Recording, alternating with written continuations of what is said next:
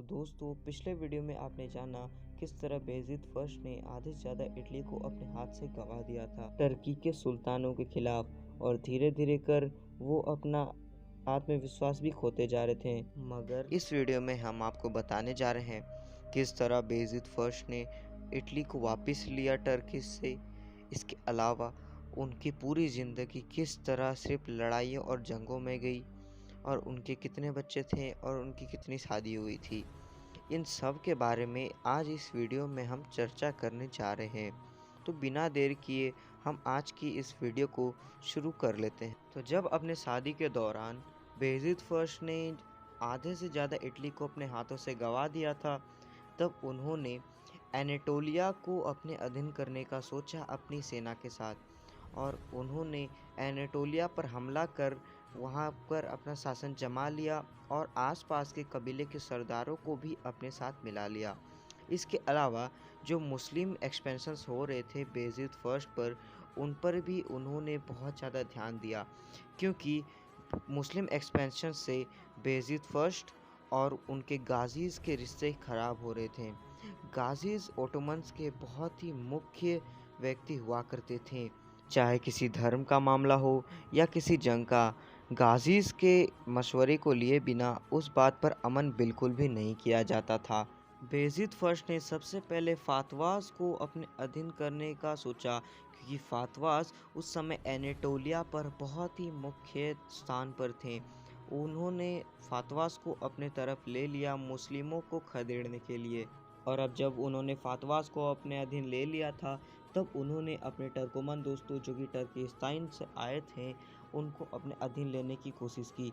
वो उनके दोस्त थे और उनकी वफादारी देखने के लिए उन्होंने सर्बिया और बैजेंटीन के खिलाफ के युद्ध में उन्होंने टर्कोमन को अपने साथ ले लिया। और जब 1390 में बेयज़िद फर्स्ट का विवाह चल रहा था, तब वहाँ पर उनकी एक जंग भी चल रही थी, जिस जंग को जीतकर उन्होंने आयदीन, सरूहान और मैंतेशे को अपने अधीन कर लिया। उनके सबसे मुख्य दुश्मन हुआ करते थे उस समय सुलेमान और द अमीर ऑफ करामान। उन्होंने दोनों ने साथ मिलकर सिवास के रूलर और कादी बुरहान अल्दीन, जो कि एक टर्की आर्मी के सेनापति हुआ करते थे, उनको अपने साथ ले लिया, और कुछ टर्की स्मॉल रूलर्स को भी अपने साथ ले लिया बेयज़िद फर्स्ट के खिलाफ लड़ने के लिए। बेयज़िद फर्स्ट के लिए इतना काफ़ी नहीं था, और उन्होंने अपनी सेना को और बढ़ाने का सोचा। तो उन्होंने हमीद, तेके और कुछ जर्मन रूलर्स पर हमला कर दिया और उनके सिटी एक्सेर और निग्दे को अपने अधीन ले लिया। इसके अलावा उनके राजधानी कोन्या को भी अपने अधीन ले लिया। बेयज़िद फर्स्ट ने कोन्या को तब अपने अधीन कर लिया जब वो कारामान के खिलाफ एक युद्ध में गए थे। जब वो कारामान के खिलाफ युद्ध में थे, उन्होंने अपनी एक छोटी सी सेना भेजकर कोन्या को जीत लिया, और उसी दौरान कारामान के शासक ने बेयज़िद फर्स्ट को एक दोस्तीनामा पत्र भी लिख लिया, जो कि लिखा गया था 1391 में, और बेयज़िद फर्स्ट ने उसे स्वीकार कर आगे बढ़ने का फ़ैसला कर लिया। इसके अलावा उन्होंने नॉर्थ वेस्ट तरफ जाने का फ़ैसला किया कात्सोमोनू के खिलाफ, जिन्होंने बेयज़िद फर्स्ट के अधीन काम करने से बिल्कुल ही मना कर दिया था। इसके अलावा उन्होंने बेयज़िद फर्स्ट के 2 सिटीज़ और साइनोप, जिन पर उन्होंने बहुत मुश्किल से फतह हासिल की थी, उन सबको भी छीन लिया। जब बेयज़िद फर्स्ट कात्सोमोनू के शासक पर हमला करने जा ही रहे थे, तब कात्सोमोनू के शासक एक जंग से आ रहे थे, और उसी दौरान बुरहान अल्दीन, जो कि टर्की आर्मी के मुख्य सेनापति हुआ करते थे, उन्होंने बैटल ऑफ किरदिलिम में एम्परर कात्सिमानू को हरा दिया। इसीलिए बेयज़िद फर्स्ट ने वहां हमला ना करते हुए 1389 से 1395 के बीच बल्गेरिया और नॉर्दर्न ग्रीस पर अपना शासन जमा लिया। इसके अलावा 1394 में उन्होंने रिवर डैन्यूबे क्रॉस कर वेल्चिया पर हमला कर दिया, और वहां के शासक मिर्सिया द एल्डर को बहुत बुरी तरह से हरा दिया। उस समय बेयज़िद फर्स्ट की आर्मी दुनिया की सबसे बड़ी आर्मी में भी गिनी जाती, और अब जब बेयज़िद फर्स्ट मिर्सिया द एल्डर को हराकर दोबारा रिवर डैन्यूबे क्रॉस कर ही रहे थे, तब मिर्सिया द एल्डर ने अपनी सेना के साथ रोविन में उन पर हमला कर दिया। आपकी जानकारी के लिए ये बता दें, रोविन उस समय एक जंगली और बहुत ज़्यादा कीचड़ों वाला इलाका था, जिसके बारे में मिर्सिया द एल्डर को बहुत अच्छे तरह से पता था। इसीलिए बहुत बड़ी सेना होने के बावजूद बेयज़िद फर्स्ट वो जंग हार गए और अपनी छोटी सी सेना को लेकर वहाँ से भाग निकल गए। वहाँ से भागने के बाद उन्होंने 1394 और 1395 के बीच कॉन्स्टेंटिनोपल पर हमला कर दिया, जो कि उस समय बेजेंटाइन एम्पायर की राजधानी हुआ करती थी। उन्होंने आधोलोसरी फोर्ट पर हमला कर 1393 और 94 में अपना शासन वहाँ जमा लिया और बेजेंटीन एम्परर मैनुअल सेकंड पेलियोस के खिलाफ एक जंग का ऐलान कर दिया, जिस जंग में मैनुअल सेकंड हार गए। और इसी को देखते हुए एक क्रूसेडर्स की आर्मी ने मैनुअल सेकंड पर हमला कर दिया, मगर इस समय मैनुअल सेकंड इतने भी कमज़ोर नहीं हुआ करते थे कि वो कुछ क्रूसेडर्स यानी कि बागियों को हरा ना सके। इसीलिए उस जंग पर क्रूसेडर्स की हार हुई और मैनुअल टू की जीत हो गई। अब जब तुरंत ही दो दो जंगों से निकलने के बाद बेजेंटीन एम्पायर की हालत बहुत ज़्यादा ख़राब थी, तब 1402 में बेजेंटीन एम्पायर की राजधानी कॉन्स्टेंटिनोपल के शासक ने अपने आप को स्वाधीन करने के लिए 1402 में एक जंग छेड़ दी। उस समय बेयज़िद फर्स्ट कुछ नहीं कर पाए, इसलिए क्योंकि वो उस समय दुनिया के एक और सबसे क्रूर शासक यानी कि तैमूर द लेम के खिलाफ जंग कर रहे थे। और तैमूर द लेम के खिलाफ जंग करने से पहले उन्होंने थ्रेस, मैसिडोनिया, कुछ सर्बिया के पार्ट जो कि उस समय यूरोप तरफ आ रहे थे, उन सभी जगहों पर अपना शासन जमा लिया था। और तैमूर द लेम के खिलाफ उन्होंने इन्हीं जगहों से अपनी बड़ी बड़ी सेनाओं को बुला लिया था। और तैमूर द लेम के खिलाफ जंग करने से पहले 1397 में उन्होंने एमीर ऑफ करामान जो कि अकेई का राजा हुआ करता था, उसे हरा कर उसकी सेना और उसकी सिटी को अपने अधीन ले लिया।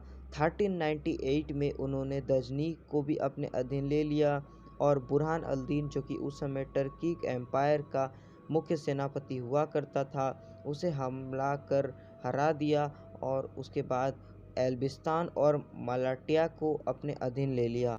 सन 1400 यानी कि 1400 में तैमूर द लेम ने कुछ टर्किक रूलर्स को अपने साथ मिला लिया, जो कि उस समय ओटोमन एम्पायर की इतनी बड़ी सेना के कुछ जगहों पर अपना शासन जमा रहे थे। तैमूर द लेम ने उन्हें बेयज़िद फर्स्ट के खिलाफ ही इस्तेमाल कर लिया। इस तरफ बेयज़िद फर्स्ट अपनी सेना को बढ़ाते ही जा रहे थे और दूसरी तरफ तैमूर द लेम भी अपनी सेना को बढ़ाते जा रहे थे, क्योंकि दोनों बहुत ही अच्छे तरह से जानते थे एक ऐसा समय आएगा जब दोनों को आमने सामने एक बहुत ही बड़ी जंग में खड़ा होना पड़ेगा। और ये समय आ गया कुछ सालों बाद। इसका कारण ये था कि बेयज़िद फर्स्ट और तैमूर द लेम दोनों ही एक दूसरे को पत्रों के द्वारा बहुत ज़्यादा बेइज्जत महसूस करवाते थे। इसीलिए आखिरकार तैमूर द लेम ने बेयज़िद फर्स्ट पर बहुत खतरनाक हमला कर दिया। सन 1402 को 20 जुलाई के समय बैटल ऑफ अंकारा में दोनों का आमने सामने का युद्ध हुआ। ओटोमन आर्मी को तैमूर द लेम ने बहुत बुरी तरह हरा दिया। बेयज़िद फर्स्ट वहां से भागने की कोशिश जरूर किए थे, लेकिन तैमूर द लेम के वफादारों के वजह से उन्हें बंदी बनाकर तैमूर द लेम के सामने ले आया गया। इसके अलावा बेयज़िद फर्स्ट के बेटे मुस्तफ़ा सैलबी को भी बंदी बना लिया था समरकंद में 1405 में। और अब जब पिता की मृत्यु हो चुकी थी, तब चारों बेटों में यानी कि सुलेमान सैलबी, ईसा सैलबी, महमद सैलबी और मूसा सैलबी के बीच गद्दी के लिए जंग होना तो जायज़ था, और ये जंग हुई। और इस जंग में मोहम्मद सैलबी ने अपना बहुत ही बुरा रूप दिखाकर जंग जीत लिया। इसके अलावा तीनों भाइयों को मार दिया और गद्दी पर बैठ गया। मगर जब मोहम्मद सैलबी को ये पता चला कि बेयज़िद फर्स्ट के साथ लड़ते हुए मुस्तफ़ा सैलबी जो बंदी बने थे वो छूट गए हैं और वो मोहम्मद सैलबी के खिलाफ एक जंग की तैयारी कर रहे हैं, तब उन्होंने तुरंत ही मुस्तफ़ा सैलबी को खोज लिया और उन पर हमला कर उन्हें भी मार दिया। इसके अलावा अगर हम बात करें, बेयज़िद फर्स्ट के पास 5 बीवियाँ, 8 बच्चे और 5 बेटियां हुआ करती थी। तो ये थी पूरी हिस्ट्री ओटोमन डायनेस्टी के चौथे सुल्तान यानी कि बेयज़िद फर्स्ट की। किस तरह सुल्तान ने अपनी पूरी ज़िंदगी सेना को बढ़ाने में और जंगों में बिता दी। ज़्यादातर समय परिवार को ना देने की वजह से उन्हें बहुत ज़्यादा कठिनाइयों का भी सामना करना पड़ता था और आखिरकार तैमूर द लेम के खिलाफ जंग में उनकी मृत्यु हो गई।